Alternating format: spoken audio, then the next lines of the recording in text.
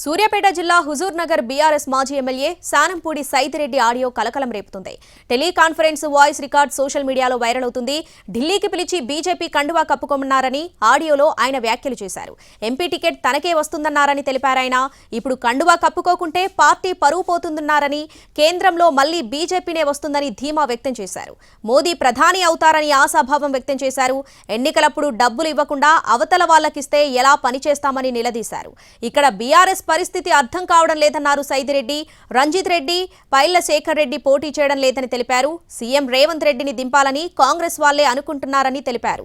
తెలంగాణలో 12 ఎంపీ సీట్లు బీజేపీకి వచ్చే అవకాశం ఉందంటున్నారని, పార్టీ మారినందుకు క్షమించండి అని సైదిరెడ్డి ఆడియోలో కామెంట్ చేశారు.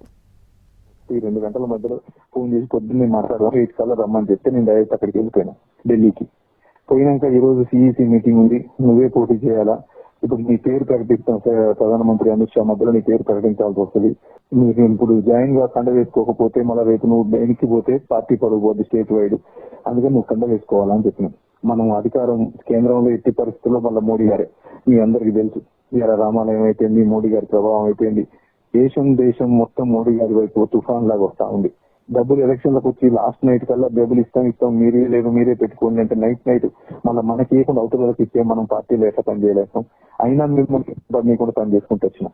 ఈ రోజు బీఆర్ఎస్ లో చాలా మంది వెళ్ళిపోతా ఉన్నారు. రంజిత్ రెడ్డి గారు పోటీ చేయట్లేదు, శేఖర్ రెడ్డి గారు పోటీ చేయట్లేదు, ఇట్లా ఎవరైనా భయపడతా ఉన్నారు. రేపు మళ్ళా రేవంత్ రెడ్డిని దింపాలా, అది చేయాలి ఇది చేయాలని కొంతమంది కాంగ్రెస్ లో అనుకుంటా ఉన్నారు. రేపు ఎట్టి పరిస్థితుల్లో బీజేపీ ఎమర్జింగ్ పార్టీ ఎమర్జ్ అవుతుంది రేపు స్టేట్ లో. మళ్ళీ ఇప్పుడు ఒక్కొక్కటి రేపు 10 సీట్లు 10-12 సీట్లు